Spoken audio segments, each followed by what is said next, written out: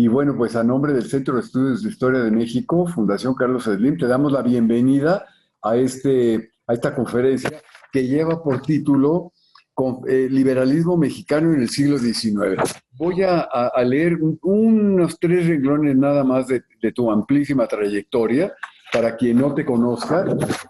Y el doctor Alfredo Ávila Rueda es investigador titular, C, tiempo completo definitivo, doctor en Historia por la Facultad de Filosofía y Letras de la Universidad Nacional Autónoma de México y área de investigación, Historia Moderna y Contemporánea.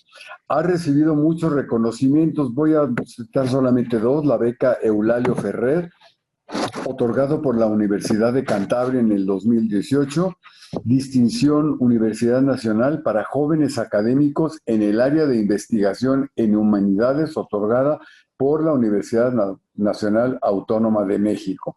Es profesor de la asignatura Introducción a la Historia, licenciatura en Historia, Facultad de Filosofía y Letras de la misma universidad, y profesor del seminario Análisis Histórico, maestría en Ciencias Políticas del Colegio de México, tutor de posgrado en Historia por la Universidad Nacional Autónoma de México. Tienes muchas publicaciones. Quien quiera ver todas tus publicaciones, que entre a internet para ver tu capítulo amplio. Y yo simplemente diré que en cuanto a proyectos de investigación, la invención de las naciones en América Latina, las obras de historia del siglo XIX y la primera pandemia del siglo XIX en América.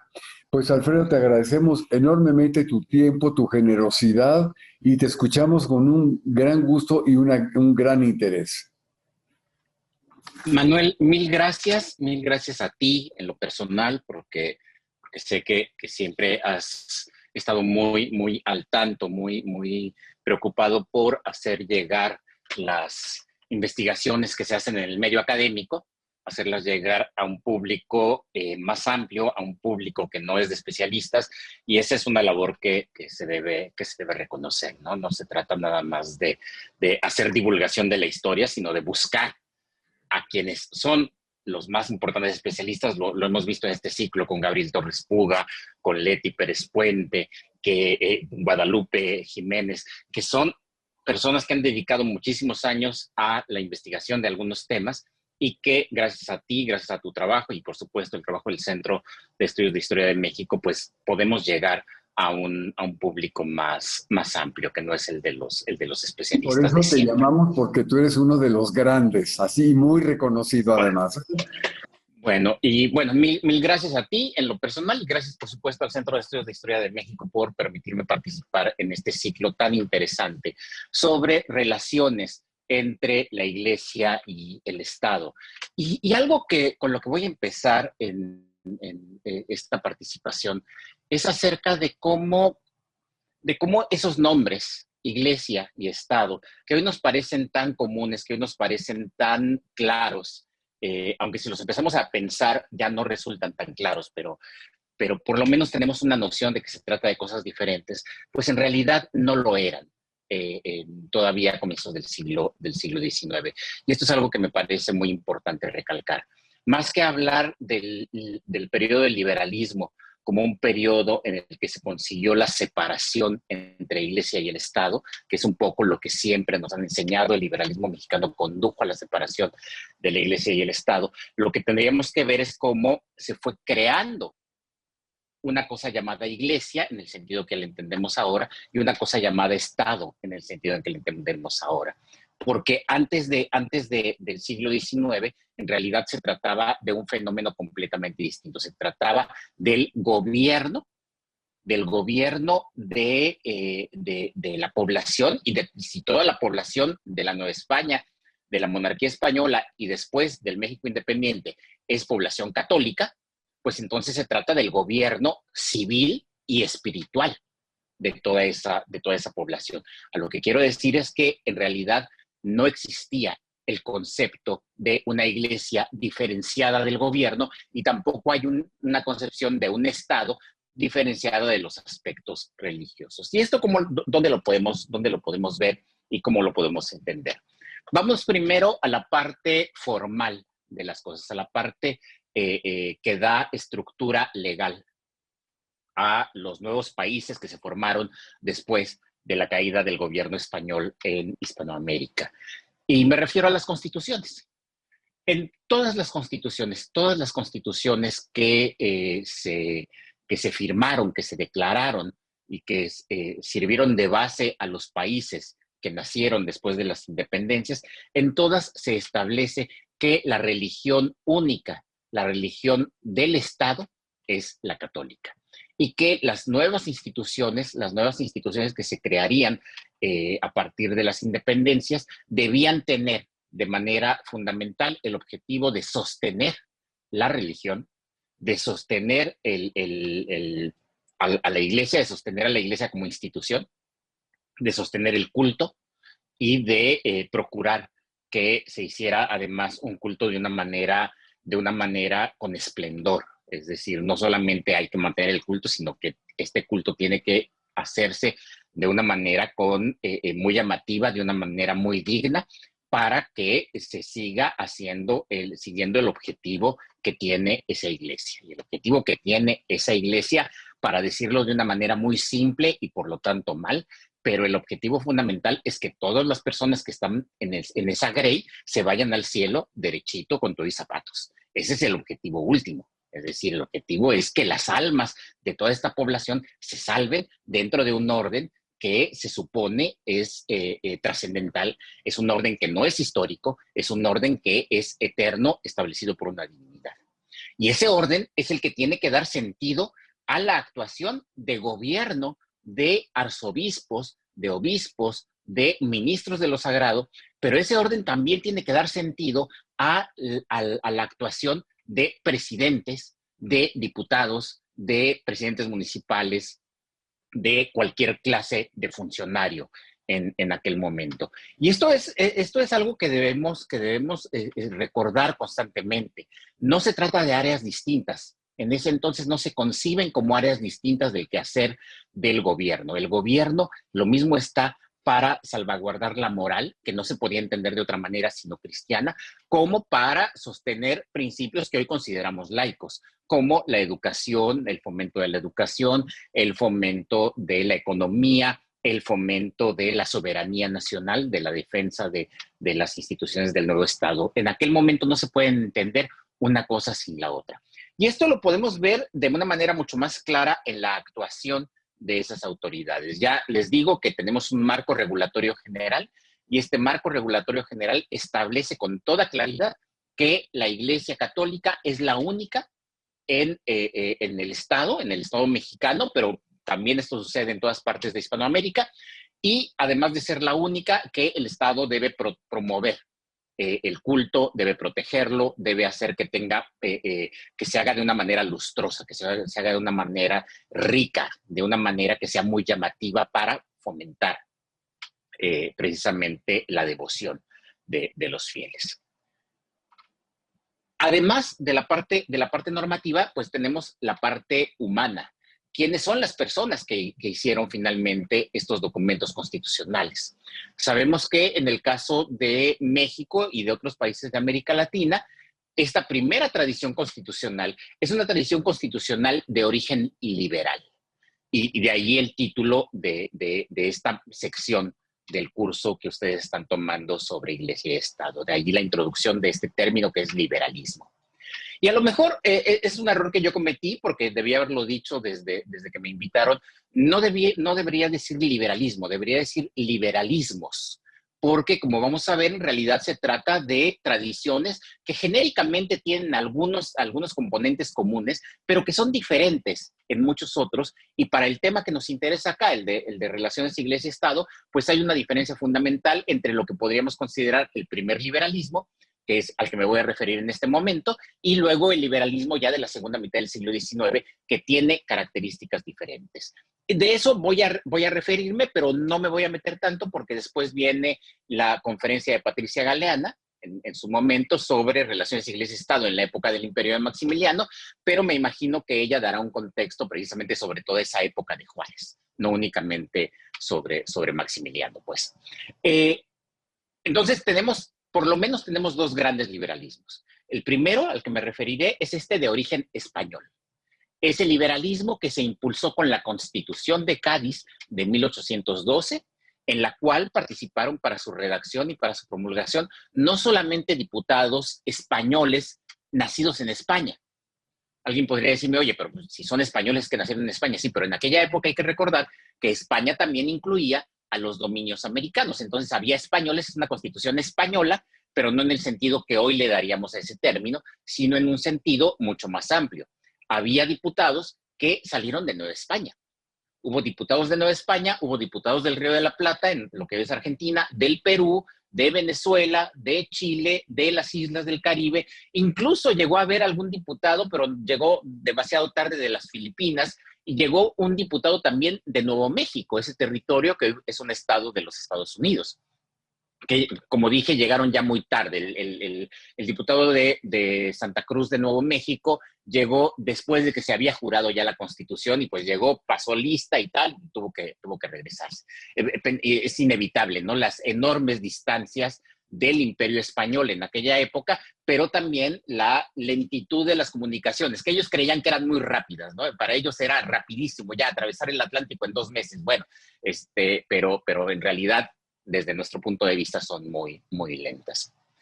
Esta constitución fue la que les dio experiencia legislativa a aquellas personas que una década después, entre 1822 y 1824, empezaron a hacer las primeras constituciones y los primeros proyectos constitucionales para México independiente. Y los primeros proyectos se hicieron en la época del Imperio de Agustín de Iturbide e incluían, como todos ustedes saben, incluían también a Centroamérica, es decir, Centroamérica también como parte de ese proyecto que fue el proyecto imperial mexicano de Agustín de Iturbide. Ese proyecto fracasó por muchas razones, por razones financieras también, y a partir de ese momento se empieza a construir algo que terminará siendo no una, sino 2 repúblicas, la República Federal Centroamericana y la República Federal Mexicana. Muchas veces se nos olvida que después de la caída del imperio no nació un país, no nació un país republicano, nacieron 2. Lo que pasa es que uno de ellos, la República Centroamericana, con el paso del tiempo terminó desintegrándose. Y es importante recordarla porque es algo que pudo haberle pasado a México también, ¿eh? O sea, no estaba garantizado. O ya conocemos el final de la película, por decirlo de alguna manera, somos un poco spoilers, porque ya sabemos en qué terminó y decimos, bueno, sí, mira, México sí se mantuvo, pero pudo no haber sido así. Y uno de los elementos que encontraron los diputados que hicieron la Constitución de 1824, uno de los elementos que ellos usaron para promover un proyecto de nación fue precisamente la religión. Y esto era inevitable. ¿Qué elementos en común tenía la gente que habitaba en este país? ¿Qué elementos en común tenía la gente de la península de Yucatán con aquellos que estaban metidos en los presidios, en Sonora, en Chihuahua, con las comunidades indígenas de Michoacán, con las comunidades indígenas de Oaxaca, con las comunidades mineras, con los centros mineros de Guanajuato, de Zacatecas, de Real del Monte, en lo que es Hidalgo? En realidad no había muchos elementos de unidad, ni siquiera el idioma, que nosotros siempre pensamos, bueno, en aquellos países se hablaba español. Y es verdad, ya para comienzos del siglo XIX, para la segunda década del siglo XIX, pues el español ya era una lengua bastante más hablada de lo que había sido antes, pero todavía en la década de los 20, probablemente el 40% de la población del territorio mexicano no hablaba español. Seguía siendo una multitud de lenguas indígenas que se hablaban y que no tenían tanto bilingüismo como lo tenemos ahora, ¿no? Ahora sabemos que vamos a comunidades indígenas en donde se habla cada vez menos, por desgracia, pero se hablan lenguas originarias de este país, pero es muy frecuente encontrar el bilingüismo. La gente que habla esas lenguas originarias también habla español. En aquella época no. En aquella época, buena parte de la población, estamos hablando de alrededor, una población de 6,5 millones de habitantes, tal vez 7 millones de habitantes, de los cuales el 40% no hablaba español. Es un número muy, muy importante. ¿Qué elementos en común tenía toda esta gente? Bueno, un elemento en común, tal vez uno de los más sólidos, todos eran cristianos católicos. Todos formaban parte de lo que se empezaba a llamar en aquella época la Iglesia Mexicana. la Iglesia mexicana. Y al escuchar este término, que además es un término que también se usaba en la época colonial, ¿eh? En la época colonial no era extraño en los concilios, en estos concilios que hubo a lo largo de 300 años, que eran concilios mexicanos, concilios de la Iglesia mexicana. ¿Cómo es eso? ¿Cómo de la Iglesia mexicana? Que no es la misma Iglesia de Roma, sí, pero es que Iglesia tenía en aquella época un sentido que todavía, técnicamente todavía existe en la actualidad, pero que la verdad casi nunca pensamos en él. El sentido originario del término eclesia, es decir, como reunión de fieles. Entonces, cuando se decía la Iglesia mexicana, al comenzar el siglo XIX, no se estaban refiriendo únicamente al señor arzobispo, a todos los obispos, sus cabildos, sus curas, no, se están refiriendo a toda la grey católica del territorio mexicano. Iglesia como sinónimo del pueblo católico. Y eso es algo que, resultaba muy importante en aquel momento porque se trataba de un elemento también identitario que servía para construir un nuevo país. El país que nació, las repúblicas que nacieron después de las independencias en la década de 1820 en Hispanoamérica eran repúblicas católicas.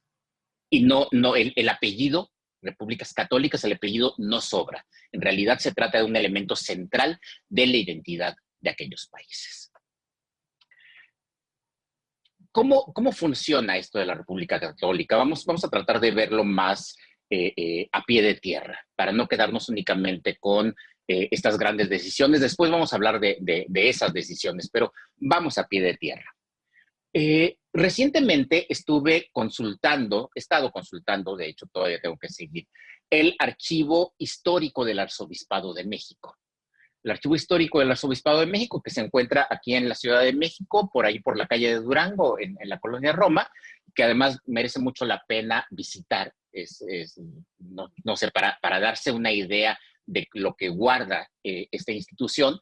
Es un archivo que tiene muchísima correspondencia. No es el archivo más institucional de la Iglesia Católica Mexicana por una razón muy simple. En la segunda mitad del siglo XIX se nacionalizaron los bienes eclesiásticos y entonces buena parte del archivo de la Iglesia Católica terminó en el Archivo General de la Nación. Hay una sección en el Archivo General de la Nación que se llama Bienes Nacionales, en donde ustedes podrán encontrar muchísima documentación oficial de la Iglesia Católica anterior a la época de la nacionalización, porque todos esos archivos fueron trasladados al Archivo General. Pero la parte de correspondencia, la parte más de día a día, esa no fue nacionalizada. Esa se conserva todavía allí en el archivo del arzobispado. ¿Cómo era el Arzobispado de México en ese momento? Voy a referirme un poco a él, pero también me voy a referir un poco como contexto a lo que sucedía en otras partes. El periodo que estoy estudiando ahora, Manuel hace rato, cuando leía mi presentación, decía que ahora estoy trabajando la primera pandemia del siglo XIX. Es la pandemia del cólera. El primer cólera que llegó a América lo hizo entre 1832 y 1836.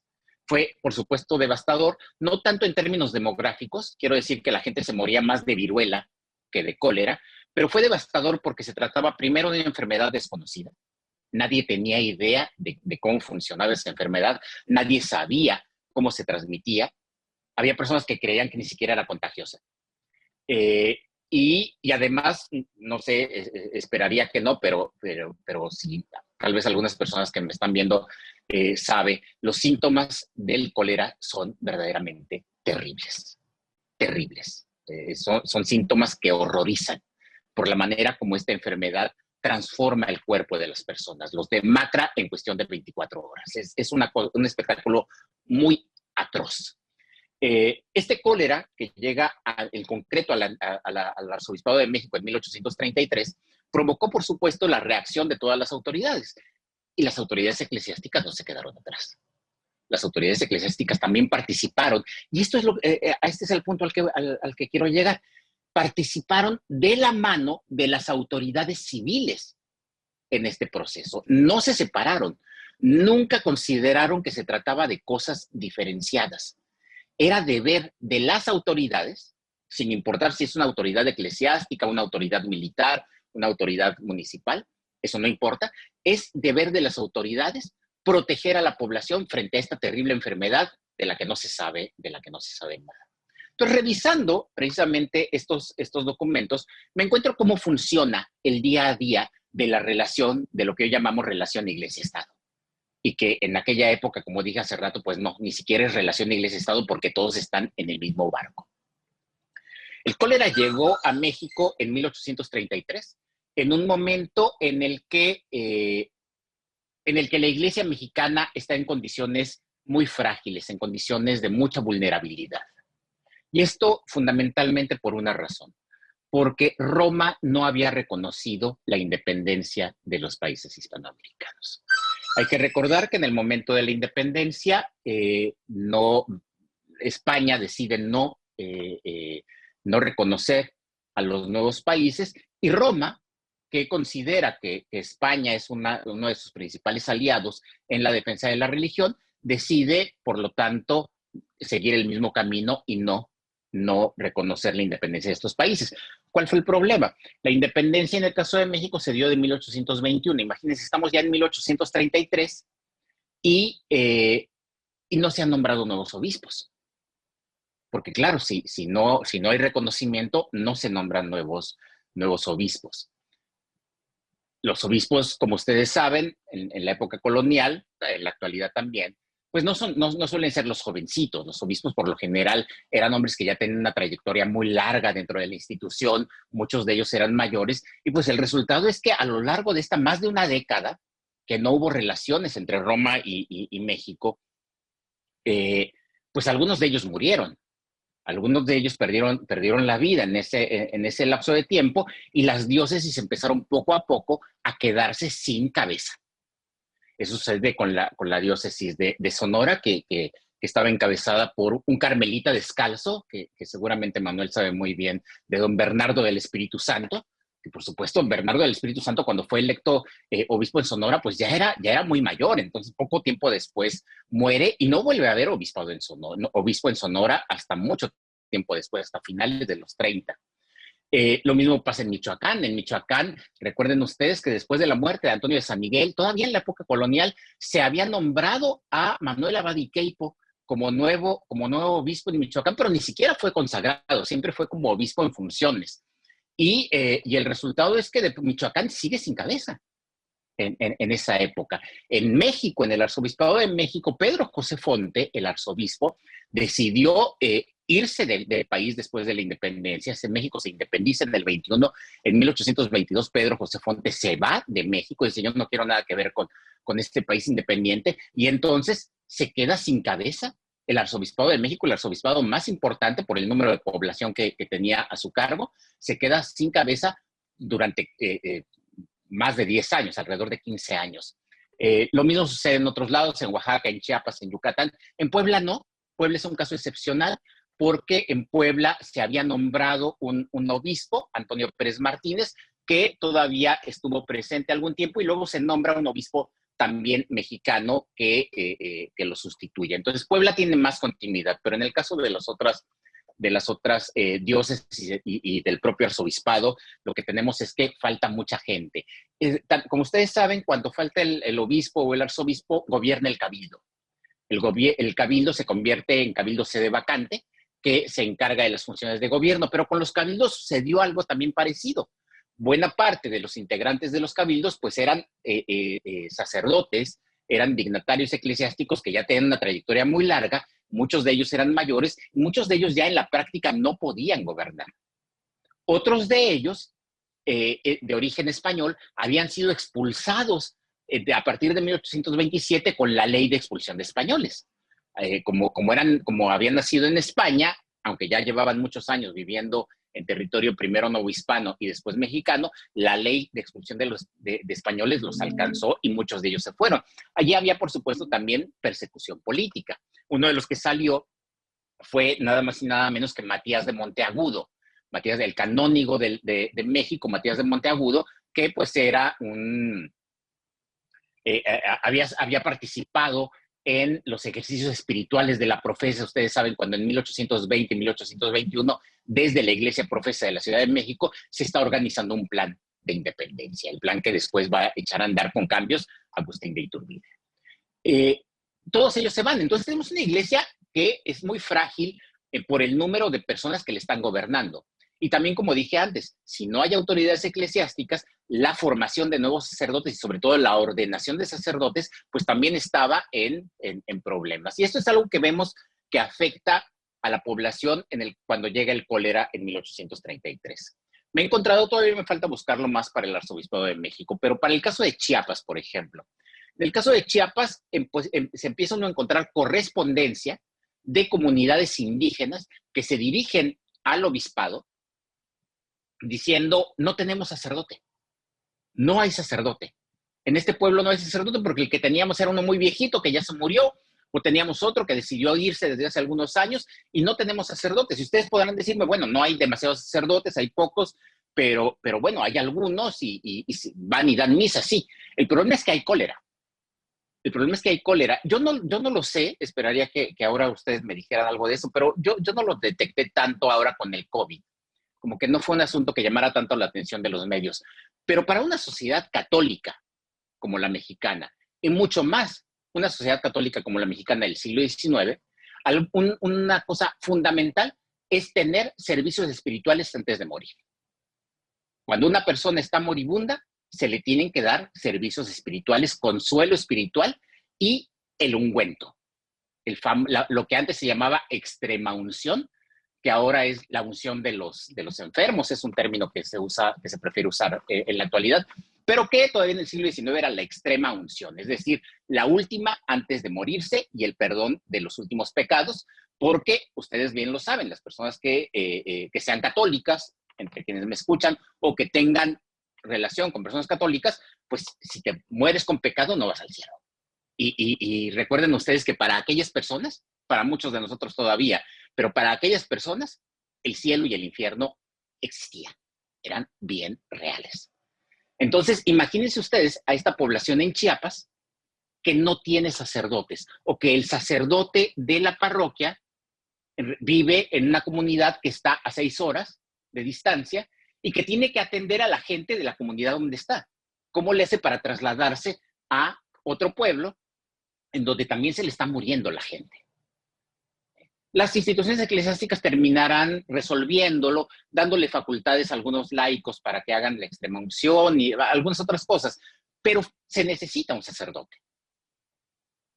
Y estamos hablando de 1833, es decir, estamos hablando de 12 años que no hay relaciones con Roma y que eso pone en aprietos a las instituciones eclesiásticas para formar y para ordenar nuevos sacerdotes. ¿Qué sucede en el caso del Arzobispado de México, que es lo que estoy consultando? En el caso del Arzobispado de México, la situación no es tan dramática como en Chiapas, no es tan dramática como en Centroamérica o en algunos otros lugares, porque, como dije hace rato, el Arzobispado de México es el arzobispado más grande del país. Es el arzobispado que no solo tiene más población, sino que también era el que tenía mayor número de sacerdotes. Entonces, es verdad que faltaban muchos sacerdotes para atender a toda la población, pero el número todavía era bastante grande, era bastante considerable, pero debió haber habido casos en zonas de difícil acceso. Piensen ustedes que el Arzobispado de México en aquella época incluía el actual estado de Guerrero. Y si ustedes saben que el actual estado de Guerrero en estos momentos es un estado de difícil acceso por sus condiciones geográficas, por más que ahora tengamos carreteras y aviones y todas estas cosas, pues en el siglo XIX lo era todavía más. Y esto ocasionaba que muchas comunidades pues se quedaran sin los auxilios espirituales cuando era necesario que los tuvieran. Entonces, ahí hay un aspecto fundamental, los cuidados espirituales. Hay que hacer cuidados espirituales para la gente. ¿De quién es la labor? La labor era, por supuesto, de la iglesia, pero también del gobierno. Y esto es lo que les quería contar. En el archivo lo que me he encontrado es que el gobierno federal, el gobierno de Valentín Gómez Farías, imagínense ustedes, este Gómez Furias, este terrible reformador que ya todo el mundo nos ha dicho es el que quería la primera reforma con la iglesia y tal. Bueno, pues sí, ese gobierno está ayudando a mover eclesiásticos de una parroquia a otra o de un pueblo a otro para poder llevar los auxilios espirituales a la gente que se está muriendo en medio de esta epidemia tan terrible como fue el cólera de 1833. ¿No es esa labor del gobierno? O sea, nosotros podríamos pensar, ¿por qué el gobierno está haciendo eso? Pues porque también es su deber, porque también es su deber en una república católica promover los servicios espirituales para su población. Ahora, esto no significa que solo el gobierno esté participando en esta parte que podríamos llamar más espiritual. También la iglesia está participando en partes que nosotros consideraríamos que son más materiales. Una de las cosas, una de las listas de documentos que están allí en el archivo del arzobispado son las concernientes a los diezmos. Y ustedes saben que la iglesia, hasta 1832, cobraba este diezmo de una manera muy formal. El diezmo es la 10ª parte de la producción, fundamentalmente agrícola. No se tasaban otras cosas, no se tasaba el ingreso, por ejemplo. Oiga, yo gano 100 pesos, entonces voy a dar 10 pesos para la iglesia. No, es fundamentalmente producción agrícola, lo cual no es raro. Más del 90% de la población de México en aquella época se dedicaba precisamente a tareas agrícolas. Entonces, se trata de un impuesto muy, muy importante. Y además era uno de los impuestos más fiables en cuanto a cobro. De pronto por allí los gobiernos tenían alcabalas, tenían algún otro tipo de impuestos, eran dificilísimos de cobrar. El diezmo no. El diezmo se cobraba puntualmente. Y cuando había alguna evasión, la iglesia se daba cuenta y actuaba en consecuencia. Entonces tenemos esta trayectoria del diezmo. En 1832, por lo que he podido ver en el archivo, hubo algunos problemas de recaudación de diezmo en ciertos lugares, pero se compensaba con la recaudación de diezmo de otros. Las grandes haciendas de Chalco, las grandes haciendas sobre todo el este de la Ciudad de México, tuvieron un buen año en 1832, de manera que el diezmo fue bastante abundante para ellos, y eso les permitió a las autoridades del arzobispado a compensar el diezmo de otras regiones donde se vio disminuido, sobre todo en el sur, de Cuernavaca para el sur. ¿Qué sucede en 1833? Pues en 1833 lo que yo me he encontrado es que la propia haceduría, la propia parte de la iglesia encargada del cobro de diezmos, empieza a ordenar a todos sus cobradores de diezmos lo contrario de lo que siempre hacían. Ya no, oiga, cobre más, no se olvide de cobrar. No, les empieza a decir, den.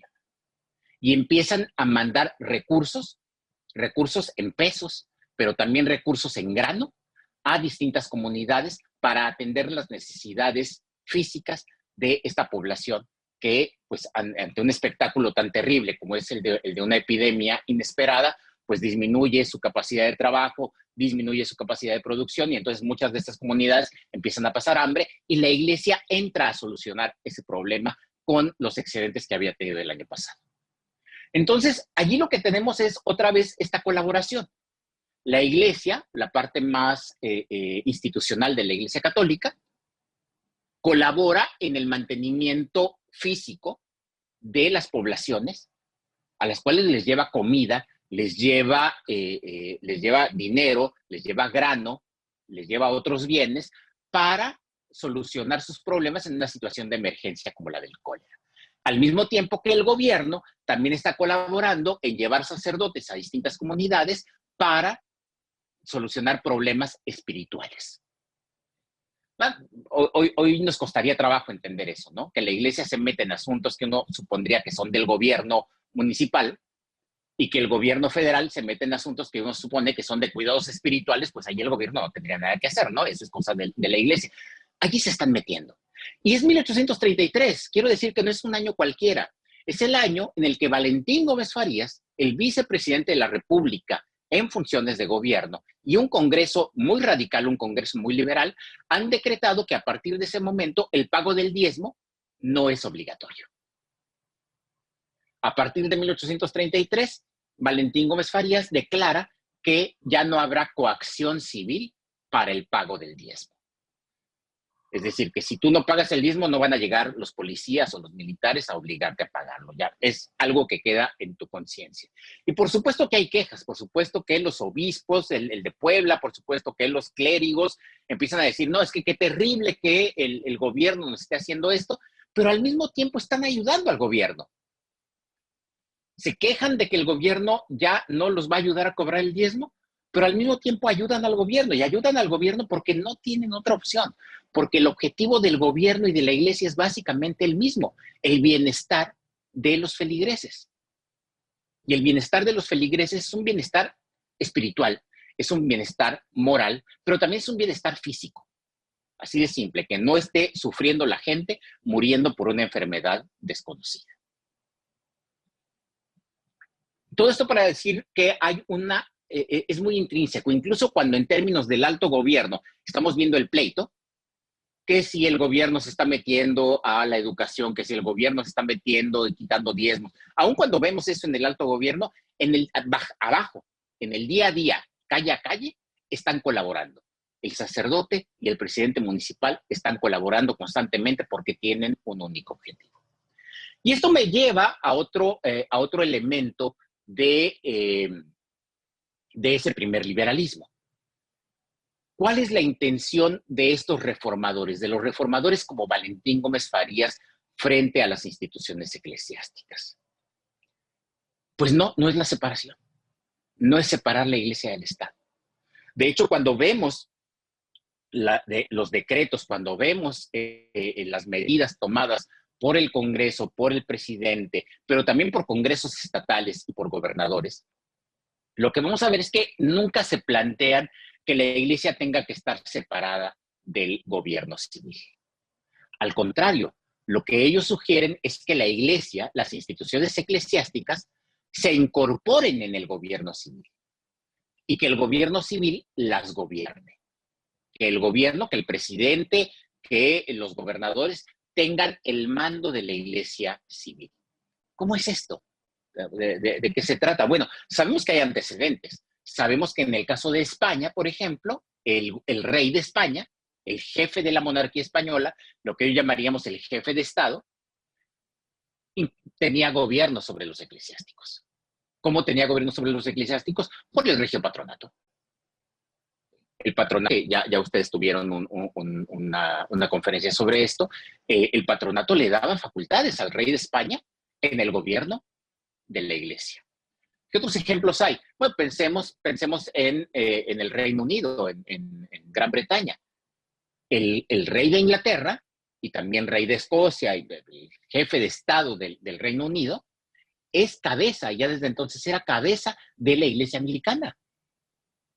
Que es verdad, casi todo el gobierno está en manos del obispo de Canterbury, pero por delegación del rey. El rey es la cabeza.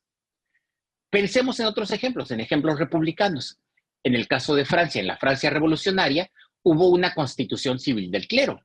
Y el clero tenía que jurarla y tenía que reconocer al gobierno electo de Francia como su propio gobernador, como gobernador también de la Iglesia. De hecho, en el caso mexicano, como Roma no reconocía la independencia de México, pues hubo muchas posiciones a favor de que en México se construyera una iglesia que no dependiera de Roma, sino que dependiera del propio gobierno. Uno de los ejemplos más interesantes en este sentido es el de Fray Servando Teresa de Mier. El famoso Fray Servando, aquel que se escapaba de conventos y que además fue uno de los primeros en proclamar un gobierno republicano para los países hispanoamericanos. Fray Servando consideraba que la iglesia debía volver a una especie de cristianismo primitivo en el cual los sacerdotes no fueran designados desde arriba por los obispos, sino que fueran designados por su propia comunidad. Claro, el padre Mier estaba pensando en el cristianismo de Roma antes de que el Imperio Romano reconociera al cristianismo como religión de Estado. ¿Sí? Es aquel cristianismo muy primitivo en el cual, por supuesto, las comunidades cristianas pues elegían a su ministro. Incluso ahora sabemos que era un poco utópico, que en realidad tampoco es que haya existido esa supuesta democracia del cristianismo primitivo, tampoco era tan democrática, pero el padre Mier estaba proponiendo eso. Servando Teresa de Mier en Filadelfia, en 1822, entró en una polémica acerca de una destitución de un sacerdote por parte del obispo de Maryland. El obispo de Maryland había destituido a un sacerdote por algún delito que había cometido y entonces Servando Teresa de Mier se pone a favor de ese sacerdote y lo que dice es, perdón, el obispo no tiene autoridad para destituirlo. La autoridad la deben tener los fieles, la debe tener la iglesia, en el sentido que les dije hace rato. conjunto de fieles. Y es que el padre Mier estaba proponiendo nada más y nada menos que una iglesia, así como los nuevos países eran repúblicas católicas, pues él también estaba promoviendo una iglesia republicana. Una iglesia en la que las autoridades, de alguna manera, fueran electas por los feligreses. Entonces, si el objetivo de este grupo, que rápidamente fue acusado de jansenista, de galicanista, de iglesias nacionalistas que negaban la autoridad papal, pues ustedes pueden imaginarse que si de lo que se trata es que los feligreses elijan a sus autoridades eclesiásticas, pues ya lo están haciendo con las autoridades civiles. Es decir, ya se supone que las autoridades civiles, los diputados, los presidentes municipales, son electos por la gente, son electos por todos los adultos mayores de edad.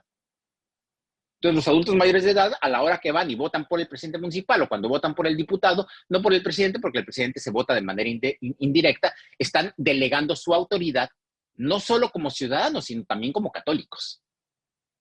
Le están delegando en esas autoridades. Y esto fue algo que muchos gobernadores empezaron a aducir desde la década de 1820, lo vemos en Jalisco desde 1825, lo vemos en Zacatecas en 1828 y 1829, en el Estado de México y en otras partes, que empiezan a decir que los gobernadores deben tener las facultades que tenía el rey de España para el ejercicio del patronato. Y entonces tenemos ahí a Jalisco. Jalisco es bien interesante porque no solamente fue una decisión tomada por el gobernador, sino que se plasmó en la Constitución estatal. Jalisco se comprometió a cobrar los diezmos de la iglesia. O sea, la iglesia no va a cobrar los va a cobrar el gobierno y luego el gobierno le va a distribuir esos diezmos a los sacerdotes. Fíjense ustedes lo que está haciendo el gobierno de Jalisco en aquel momento. Está convirtiendo a los sacerdotes en funcionarios del Estado. Algo muy parecido a lo que sucedió en 1822 en el Río de la Plata, en la provincia de Buenos Aires. En la provincia de Buenos Aires, el gobierno de Bernardino Rivadavia convirtió a los sacerdotes en funcionarios del gobierno. Los sacerdotes son funcionarios del gobierno y entonces el gobierno cobra el diezmo y el gobierno le paga su salario a los sacerdotes.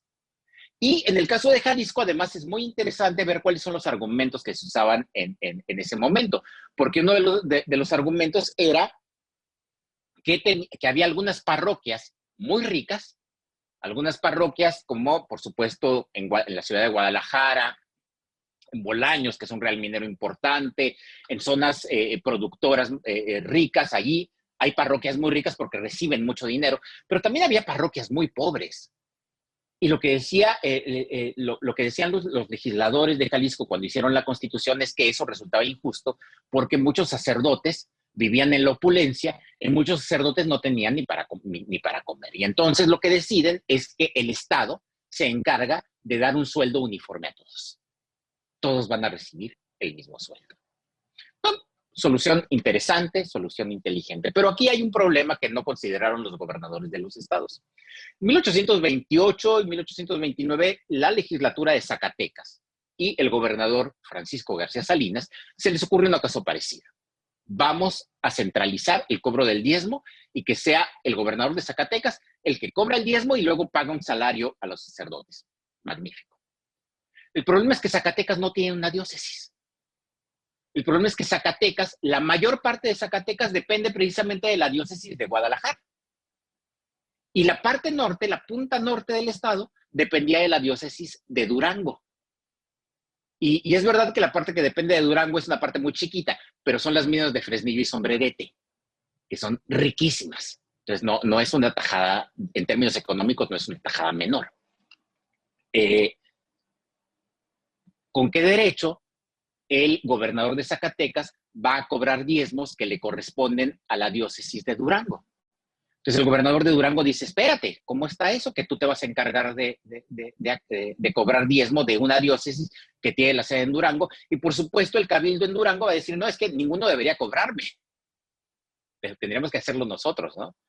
Y se llega a proponer que se reformule todo el sistema de diócesis para que coincidan con los estados. Por supuesto, fue una propuesta que se salió ahí en las discusiones en el Congreso de Zacatecas, fue una propuesta que nunca aterrizó porque en ese momento, si ni siquiera hay relaciones con Roma, pues no se puede hacer tal cosa, ¿no? No se puede cambiar la organización diocesana. Fíjense ustedes en esta cosa, esto es muy curioso. Hoy que hay división iglesia-estado, piensen ustedes en el Arzobispado de México. El Arzobispado de México coincide puntualmente con los límites del Distrito Federal, aunque se supone que son áreas distintas, aunque recientemente se ha reformado y han nacido dos pequeñas diócesis sufraganes dentro del Distrito Federal, ¿no? Pero es una cosa muy, muy reciente. En aquella época no, en aquella época tienes el Obispado de Puebla, que tiene parte de Veracruz, por ejemplo, no hay obispado en Veracruz, entonces parte de Veracruz depende de Oaxaca, otra parte depende de Puebla, una parte incluso depende del Arzobispado de México. El Arzobispado de México se mete un poquito en territorio del estado de Oaxaca, mientras que el de Michoacán se mete un poquito en territorio de Jalisco. Es decir, no hay igualdad entre los estados y las diócesis. Entonces, si los gobernadores y los congresos estatales empiezan a tomar esta decisión de cobrar ellos los diezmos, pues va a venir un problema por el tema de las jurisdicciones, por el tema de las fronteras diocesanas. La respuesta a ese problema la dio Valentín Gómez Farías en 1833. Que Valentín Gómez Farías lo que dijo es, no se hagan bolas, no van a ser los gobiernos estatales, va a ser el gobierno federal.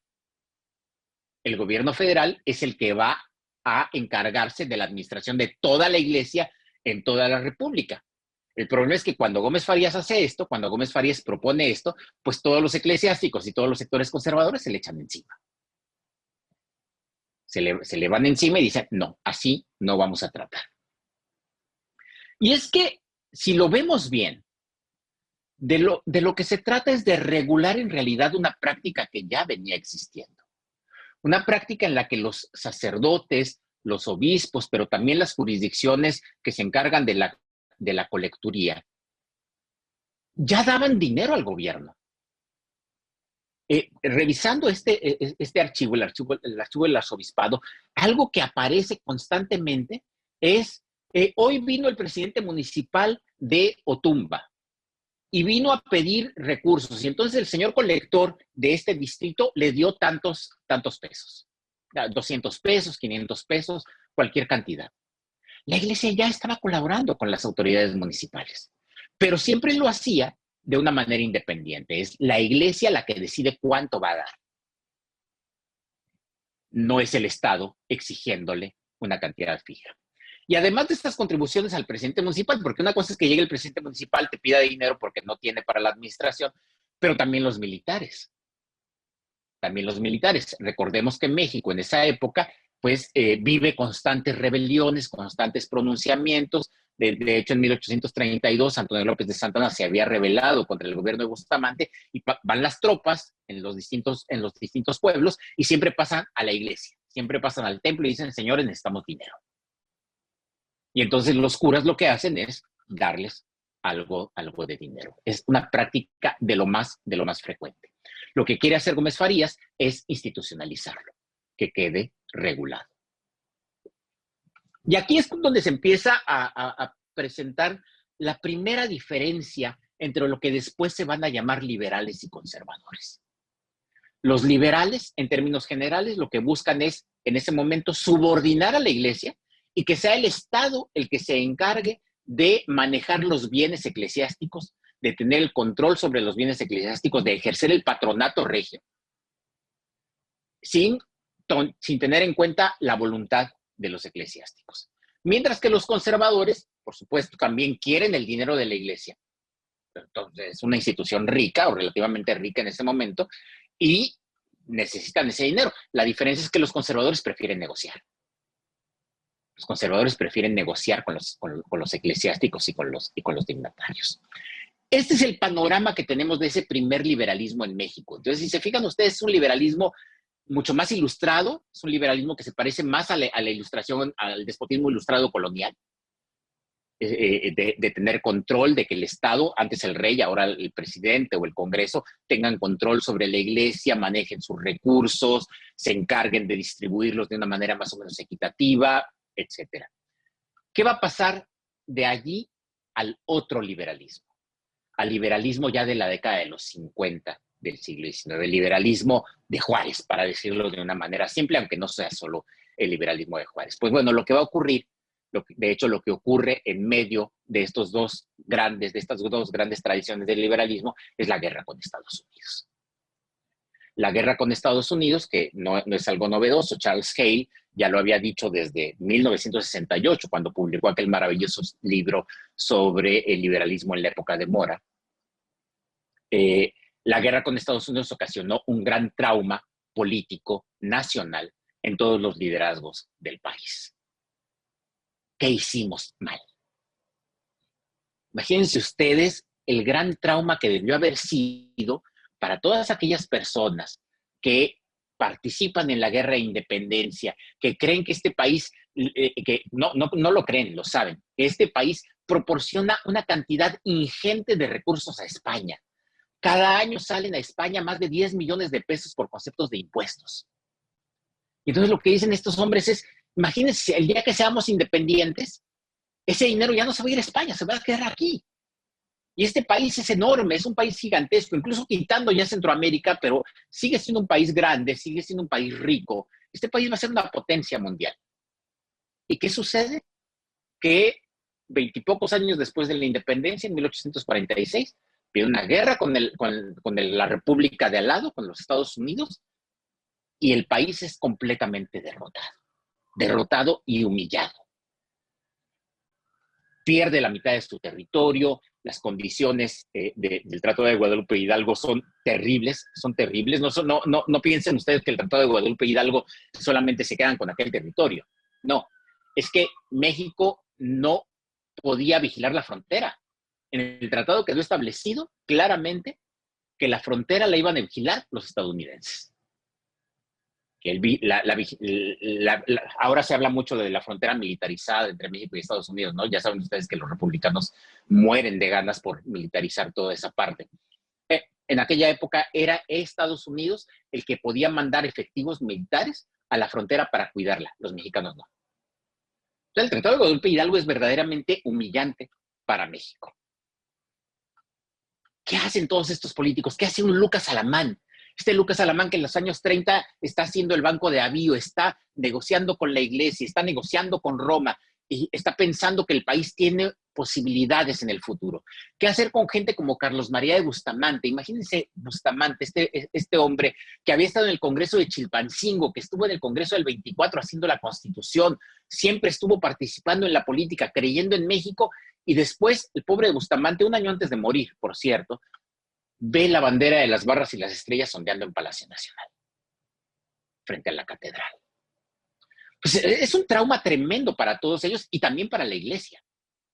También para la iglesia, también para una iglesia que se da cuenta en ese momento, y además con las condiciones de la guerra, de que se la pasa dándole dinero a los militares, se la pasa dándole dinero a las autoridades civiles, y estas autoridades civiles y militares no hacen nada, no sirven para gobernar. Imagínense ustedes la cantidad de recursos que en el momento de la guerra, los distintos gobiernos le pidieron precisamente a la iglesia. En Michoacán, en Guanajuato, en Zacatecas, en Veracruz, en Tamaulipas. Vienen tropas estadounidenses y el gobierno de Tamaulipas va con los eclesiásticos y dice, señores, tienen que colaborar. Y siempre, por supuesto, nos vamos a encontrar que la iglesia dice, no, pero miren, no tenemos recursos. Por supuesto, siempre van a estar limitando el apoyo, pero al final siempre apoyan. Esto es algo que yo me he encontrado y lo he visto ahora en el archivo. Por más difíciles que sean la situación en las arcas eclesiásticas, sí colaboran cada vez que el gobierno civil les pide recursos. Entonces, a partir de ese momento, a partir de la derrota con Estados Unidos, la iglesia mexicana empieza a cambiar su perspectiva frente al gobierno civil. Ya no van a estar tan dispuestos a colaborar de una manera tan fácil con el gobierno civil. Van a estar dispuestos a colaborar únicamente si el gobierno civil les garantiza fueros, privilegios y autonomía. Por eso colaboran con los conservadores. Porque los conservadores negocian. Los conservadores están negociando. Los liberales no. Los liberales quieren institucionalizarlo todo. Y ese es el momento en el que la iglesia como institución toma partido. Antes no había tomado partido. Ni siquiera con Gómez Farías, ni siquiera con lo mal que les caía a Gómez Farías tomaban partido, porque como les dije, Incluso en ese momento, los curas están colaborando con los presidentes municipales, con los gobernadores, con los militares, ayudando a la gente a no morirse de cólera. No, a partir después de la guerra, con los gobiernos de Herrera, de Arista, la dictadura de Santana, la Iglesia Católica toma ya una posición institucional antiliberal. Y eso va a ser el cambio completo. Porque también, si nos fijamos, se trata de un cambio que se está dando de parte del gobierno civil. Cuando pensamos en separación de Iglesia y Estado, casi siempre nos imaginamos que son los liberales los que quieren la separación de Iglesia y Estado. Y pensamos, sí, mira, Juárez, Zarco, Lerdo, todos ellos quieren la separación de Iglesia y Estado. ¿No? También los eclesiásticos quieren la separación de Iglesia y Estado. También los obispos quieren la separación de Iglesia y Estado, pero lo quieren por razones diferentes. Lo que empiezan a decir los obispos es, ya queremos separación de Iglesia y Estado porque no queremos seguir manteniendo a este Estado. Ya no queremos seguirle dando recursos a este Estado y que este Estado se meta en nuestros asuntos. Quieren independencia. Quieren separación de Iglesia y Estado. Eso es un poco raro, ¿no? Porque siempre pensamos que la Iglesia Católica quiere mantener el viejo orden. No, llega un momento en que la propia Iglesia Católica dice, bueno, sí, todo el país tiene que seguir siendo católico, está muy bien, por eso se oponen a la Constitución del 57, porque la Constitución del 57 ya no dice que la religión oficial es la católica, pero ya no quieren que el gobierno se siga metiendo en sus cosas, ya no quieren que el gobierno se siga metiendo en sus bolsillos. Mientras que los liberales quieren separación de Iglesia y Estado, pero la quieren para que el Estado pueda seguirse metiendo en los bolsillos de la Iglesia. Puedan seguirle exigiendo recursos cada vez que se necesitan de una manera más institucionalizada. No como los conservadores, que siempre lo hacían un poco allí, mira, ahora necesito dinero, ahora necesito un poquito más. No, ya de una manera institucionalizada, con control. ¿Cuál va a ser la solución? Porque ustedes entenderán que eso es perfectamente incompatible. Es decir, no puedes tener control de una institución y al mismo tiempo querer separarla. Lo que termina sucediendo es la legislación de nacionalización de bienes de la Iglesia. Y este es el otro punto, porque lo que tenemos entonces en la segunda mitad del siglo XIX son dos procesos. El de separación de Iglesia y Estado, que como les dije, con eso incluso hasta los eclesiásticos están de acuerdo. O sea, ya queremos separarnos. Pero también la nacionalización de bienes, que va a generar un conflicto tremendo entre estas dos instituciones. ¿Por qué la nacionalización de bienes? La nacionalización de bienes responde a la necesidad del Estado mexicano de hacerse de recursos y a la necesidad del Estado mexicano de impulsar la economía del país. Desde comienzos del siglo XIX, desde el momento mismo de la independencia, incluso antes de la independencia, ya con los gobiernos liberales en España, se había planteado la necesidad de disminuir impuestos a la población. Tenían esta idea muy liberal, incluso todavía los neoliberales la siguen manteniendo. Mientras menos impuestos pagues, más próspero va a ser el país, ¿no? Entonces, tenemos allí a todos estos diputados en España, Argüero y todos ellos diciendo hay que cobrar menos impuestos. Y entonces lo que se proponen, de hecho lo propone las Cortes Españolas cuando México todavía era colonia española, en 1820, proponen que el diezmo se disminuya a la mitad. En lugar de pagar una décima parte, pagar una vigésima parte, pagar un 5% de diezmo. El objetivo no es debilitar a la Iglesia. El objetivo es hacer que la economía funcione. Su lógica es, si la gente tiene más dinero en los bolsillos, invierte más, gasta más y la economía crece. Y en una situación como la del Imperio Español en la década de los 20, pues se necesitaba que creciera la economía. Entonces, estando un poco en esa lógica, por eso Gómez Farías suspende el pago obligatorio del diezmo. No es porque quiera atacar a la Iglesia. Como les dije hace rato, en realidad Gómez Farías no quiere atacar a la Iglesia, quiere controlarla. Pero también tiene esta otra parte económica. Si los empresarios tienen más dinero en sus bolsillos, en vez de pagárselos a la Iglesia, los invierten. Y eso genera más trabajos, genera más riquezas, la gente tiene más dinero y compra más. O sea, la economía funciona. Es el dogma liberal que nos han vendido en las últimas décadas, ¿no?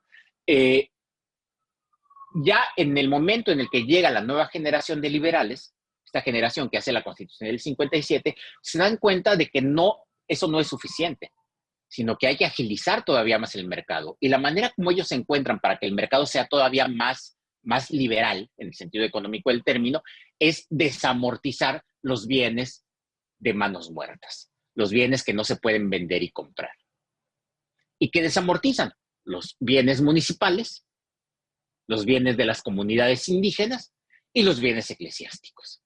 Y entonces tenemos estas primeras leyes, las leyes de reforma, pero desde antes, las leyes que se hacen en el marco del gobierno de Ignacio Comonfort, que particularmente la ley Lerdo, que lo que buscan es desamortizar los bienes eclesiásticos. ¿Qué significa desamortizar los bienes eclesiásticos? Lo que significa es que si la iglesia tiene un rancho que alguien le donó, pueda venderlo, que no quede prohibida su venta, que sea un bien que pueda estar en el mercado. Pero como ustedes imaginarán, por más que la ley diga ya puedes vender y comprar los bienes eclesiásticos, pues si la iglesia no quiere vender, tampoco la puedes obligar. Legalmente ya puedes venderlos, pero no tienes por qué venderlos, no es obligatorio. La ley de reforma, que sí obliga a la iglesia ya a perder sus bienes, son las leyes de reforma que se hacen en Veracruz. Y hay que recordar el contexto. Es el contexto en el que después de la Constitución de 1857, Ignacio Comonfort se da un autogolpe de Estado, disuelve el Congreso, le entrega el gobierno a los conservadores y Benito Juárez sale de la Ciudad de México con el gobierno a cuestas, con el gobierno republicano a cuestas, y viene esta guerra terrible entre liberales y conservadores y Juárez termina en el puerto de Veracruz. Juárez no tiene recursos. Tiene, por supuesto, los recursos de la aduana del puerto, que es la aduana más importante del país, pero no cuenta con tantos recursos. En ese momento, la ley de nacionalización de bienes del clero le viene como anillo al dedo. Porque nacionaliza los bienes del clero, los pone en el mercado, estimula la economía y se gana el apoyo de un montón de empresarios que pueden comprar a precio de ganga haciendas riquísimas, templos riquísimos, y ¿a quién le pagan ese dinero? No se lo pagan a la iglesia, se la pagan al gobierno de Juárez. Entonces, buena parte de lo que explica el triunfo militar de los liberales es la ley de nacionalización de bienes eclesiásticos, porque todo ese dinero iba a dar a las arcas del gobierno federal. Y también se ganó muchos aliados. Había un montón de empresarios que, buenos católicos, nunca se habían atrevido a lanzarse en contra de los bienes eclesiásticos, pero si de pronto te están ofreciendo una manzana en el centro de Puebla a un precio de ganga, pues la compras. Si te están ofreciendo en el centro de la Ciudad de México una ganga, todo el viejo convento de San Francisco, mira, lo voy a vender al mejor postor. Y eso del mejor postor es, entre comillas, en realidad terminaban vendiéndoselo al amigo, ¿no? A precios muy, muy bajos. Pues claro que lo compras. Claro que lo compras. Oye, pero que te va a venir una excomunión, mira, no es para tanto, quedamos bien con el gobierno. Es otra manera de entender las relaciones iglesia-estado. Ya no es la misma manera, ya no es este gobierno que quiere controlar a la iglesia como con Gómez Farías. Es un gobierno que lo que realmente le interesa es sobrevivir económicamente, nacionaliza los bienes y busca la separación de iglesia-estado, pero la separación de iglesia-estado es algo que incluso a la iglesia le conviene.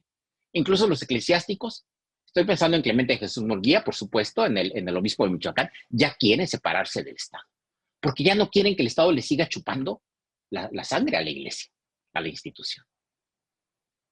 Y efectivamente lo van a conseguir, pero no lo van a conseguir como hubieran querido, sino lo van a conseguir de la manera más atroz, de la manera más violenta, que fue con la nacionalización de bienes eclesiásticos, que le permitió a un montón de empresarios hacerse con bienes que antes no tenían acceso, pero además hacerse con esos bienes a un precio verdaderamente ridículo para lo que realmente valía, ¿no? Pensemos en todas esas haciendas, pensemos en haciendas que habían sido de órdenes religiosas, de donaciones, de obras pías para las diócesis, y que de pronto están a la venta al mejor postor y pagas por ellas una tercera parte de su valor real. O pensemos en la especulación urbana, que de eso hay muchos estudios, ¿no? Pensemos en todos estos grandes conventos dentro de las principales ciudades, en Veracruz, en Puebla, en México, en Morelia, en Guanajuato, en Oaxaca, que de pronto te ponen todo el convento a la venta por una tercera parte de su valor.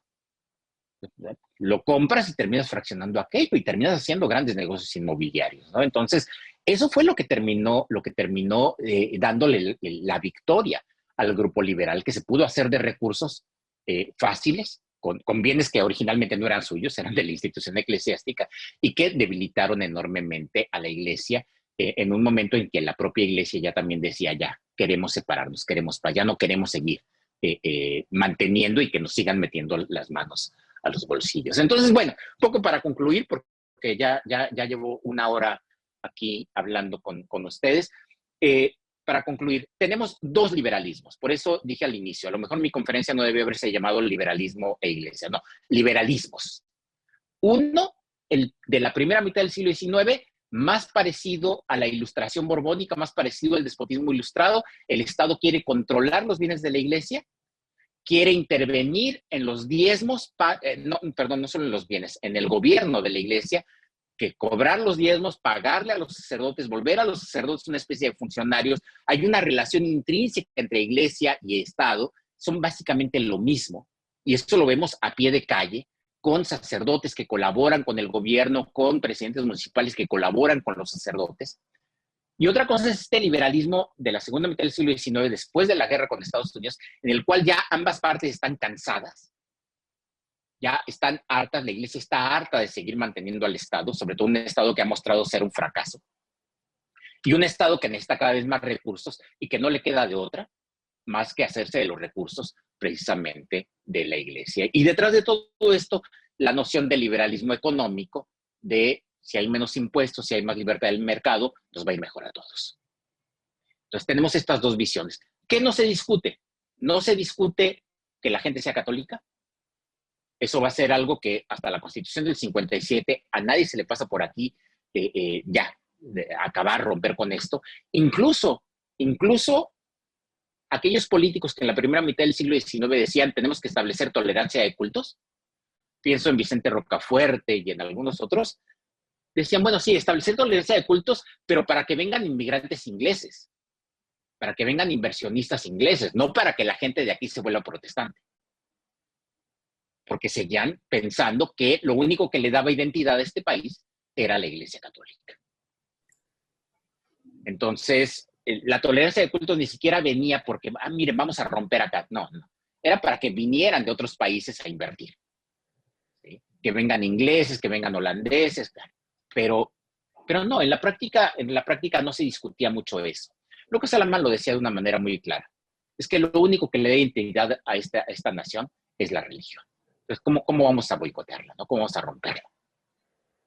Pues bueno, eso es todo. Manuel, muchas gracias. Y pues las preguntas que quieran hacerme, a ver, aquí trataré de responder. Alfredo, te felicitamos enormemente por tu conferencia y lo puedes leer ahí en los comentarios por la manera tan accesible, tan interesante de entender este tema de liberalismo. Te felicito enormemente, enormemente. Yo, antes de que, mientras tú ves las preguntas, te quisiera yo comentar algo, o mejor preguntarte, ¿qué tanto la iglesia amenazó a los compradores de los bienes? Hubo muchas amenazas, por supuesto. Hubo amenazas de excomunión, que como tú sabes es como la última arma, es la bomba atómica. Sí, porque de excomunión es infierno directo. Y como dije hace rato, a lo mejor ahora hay mucha gente que es católica, pero para aquellas personas el infierno sí existe. O sea, es una cosa real. Entonces, amenazarte con eso es tremendo. Y efectivamente hubo excomunión para algunos políticos, pero al final de cuentas tampoco se atrevieron a ejecutarlas, porque hay que recordar, y esto es una cosa interesante, muchos de aquellos que compraron los bienes eclesiásticos, pues eran buenos católicos, que contribuían también al culto. También contribuían al culto. ¿Sí? O sea, son estas grandes familias que venían de la época colonial, muy ricas, y que ellos mismos, siempre alguno, el primo, el hermano, el hijo menor, eran eclesiásticos. Sí. Entonces, las amenazas hubo a tal grado de excomunión, pero en la práctica, salvo con alguno que otro político, no se llevaron a cabo. Por ejemplo, la venganza contra Gómez Farías no se entierra en Camposanto. Ya. Sí, es que yo recuerdo, no me acuerdo quién, pero en mi casa se decía que un señor que creo que era el dueño de la casa de la bola, después tuvo enfermedades mentales como castigo de Dios por haber, por haber Por haber comprado. comprado. Así es, ¿no? Así es. Pues mira, es que más que nada tienes felicitaciones. Por ahí hay algunos comentarios. Por ejemplo, me llamó la atención el comentario de una que ahorita no le encuentro, que dice que su familia había comprado en el caso de Morelia parte del convento del Carmen. Pues sí, obviamente. Y eso no los distanciaba de la iglesia, que es lo interesante. Nos has abierto unas posibilidades enormes de interpretación, Alfredo, ¿eh? Sí. Mira, esto que acabas de decir, eso no lo separaba de la iglesia. De hecho, hubo algunas compras de bienes eclesiásticos que se hicieron un poco de acuerdo con la propia iglesia. Sí. En el caso de Puebla, por ejemplo, sabemos que Puebla, claramente en la década de los 50 y de los 60 del siglo XIX, claramente su élite económica estaba del lado de la institución católica. En otros lugares siempre es discutible, pero allí no hay ninguna duda. Antonio Aro y Tamariz y todos ellos. Bueno, muchos de estos empresarios poblanos compraron los bienes para protegerlos. Ajá, claro, sí. Entonces, a ver, voy a comprar toda esta manzana de este convento, tal, pero voy a seguir dejando que los frailes vivan allí. Ujú, ¿Sí? No, no es para fraccionarla, como se hizo Vaz en la Ciudad de México, ¿no? sí. Que Vaz llegó a comprar todo y terminó construyendo calles y casas y especulación inmobiliaria. En Puebla se hizo esto un poco ahí en Conchavanza. Mira, me voy a quedar con una parte, pero te voy a pagar un poco más o te voy a regresar dinero a la iglesia por otra parte. Yo sé que estoy pagando una cosa muy, muy simbólica, es una ganga, porque la verdad es que fueron gangas. Estoy pagando muy poco por este convento, pero le voy a regresar a la iglesia por esta otra parte. Entonces, como que hubo esos arreglos también, no fue tan tajante la ruptura. De acuerdo. Pues no sé si quieres tú leer por ahí algo. Como te digo, más que nada son comentarios de felicitación. Hay Pero, comentarios, vi algo sobre Argentina que me llamó la atención, sobre Córdoba, y es que es una cosa interesante. En Argentina la reforma, lo que ellos llaman la reforma eclesiástica, es de la década de 1820. La nuestra es de la década de los 50 y de los 60, ¿no? La de Juárez. Es del 20, y entonces eso le da características muy, muy singulares a la relación de la iglesia en Argentina con el Estado. Hasta todavía los años 90 del siglo XX, la iglesia católica era la oficial del Estado en Argentina. Todavía, ¿eh? Con muchas implicaciones. El divorcio estaba prohibido. Argentina fue uno de los últimos países en América Latina en autorizar el divorcio. Incluso después ya de muchos años de peronismo, seguía habiendo esa relación, ¿no? En España sucedió también un poco lo mismo. Y esto se debe a que la reforma que triunfó fue la primera, no la que buscaba separación de iglesia-estado, sino la que buscaba subordinar a la iglesia al Estado, subordinar la iglesia al Estado, que era un poco lo que quería Gómez Farías. Yo siempre me he preguntado qué hubiera pasado si Gómez Farías triunfa.